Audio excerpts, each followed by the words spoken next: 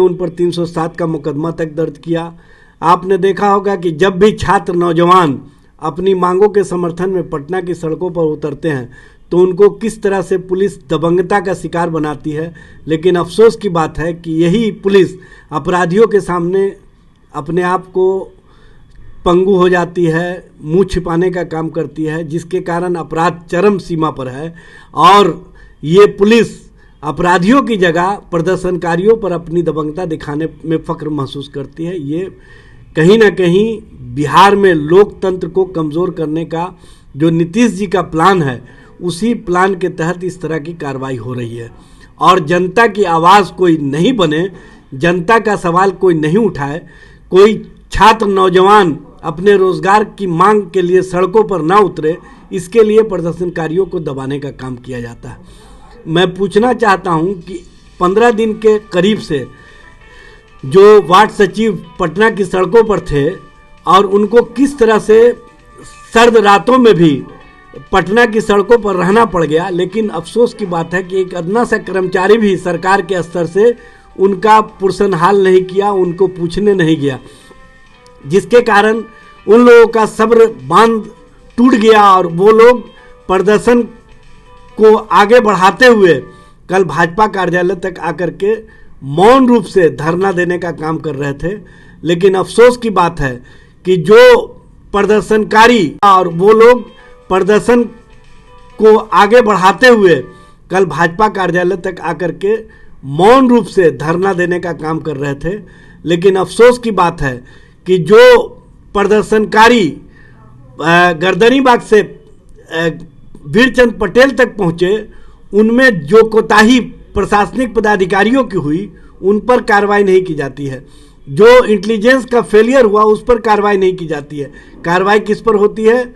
जो 1,14,000 कर्मचारी अपने परिवार की भुखमरी की स्थिति से निजात के लिए, अपने भुखमरी से बचने के लिए पटना की सड़कों पर आकर के अपने मांगों के समर्थन में मौन रूप से धरना और प्रदर्शन कर रहे थे, तो उन पर कार्रवाई करके पुलिस कहीं ना कहीं आक्रमण्यता का सहारा लिया है। पुलिस ने जिस तरह की बर्बरता की है, ये कहीं से भी क्षम नहीं है। राष्ट्रीय जनता दल ऐसे अलोकतांत्रिक कदम के खिलाफ हमेशा विरोध करते रहा है और आगे भी विरोध करने का काम करेगा। रोजगार नहीं, नौकरी देने का काम करेंगे। और अफसोस की बात है कि जुमलाबाज पार्टी जो 19 लाख लोगों के रोजगार की बात की थी, 19 लोगों को भी रोजगार देने का काम नहीं किया, बल्कि 1,14,000 वार्ड सचिव का रोजगार छीनने का काम किया है। और मुख्यमंत्री जी को सिर्फ और सिर्फ एक ही बात दिखाई दे रहा है कि बिहार में शराबबंदी कैसे सफल हो। माननीय मुख्यमंत्री जी, जब किसी के परिवार का ज्वाला धधक रहा है, उनके घरों में रोटी के लिए सिसकियां माएँ ले रही हैं, तो उनके संबंध में आप समाज सुधार की बात क्यों नहीं सोचते हैं?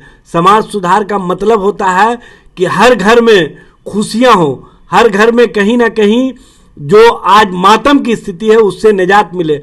लेकिन अफसोस की बात है कि बिहार में मातम की स्थिति बनाने वाली सरकार अब लोगों के घरों में खुशियां पहुंचाने के प्रति ज़्यादा गंभीर नहीं है, हाँ खुशियां छीनने के प्रति ज्यादा गंभीर है, जिस कारण आज ये स्थिति पैदा हुई है। अगर आपने अभी तक हमारे चैनल को सब्सक्राइब नहीं किया है तो तमाम और बड़ी खबरों के लिए हमारे चैनल को सब्सक्राइब करें और देखते रहें आंखें न्यूज़ 24, नजर हर खबर पर। क्या आप पत्रकारिता के क्षेत्र में अपना कैरियर बनाना चाहते हैं? तो आज ही Royal Ashoka Institute of Mass Communication and Journalism में अपनी जगह सुनिश्चित करें। आर्यभट्ट ज्ञान विश्वविद्यालय पटना से मान्यता प्राप्त 100% प्लेसमेंट के साथ royal Ashoka Institute of Mass Communication and journalism नामांकन जारी है। हमारा पता है DS/16 गायत्री मंदिर के समीप कंकड़बाग पटना 8,20,000। आप हमें संपर्क भी कर सकते हैं। हमारा मोबाइल नंबर है 9955456126।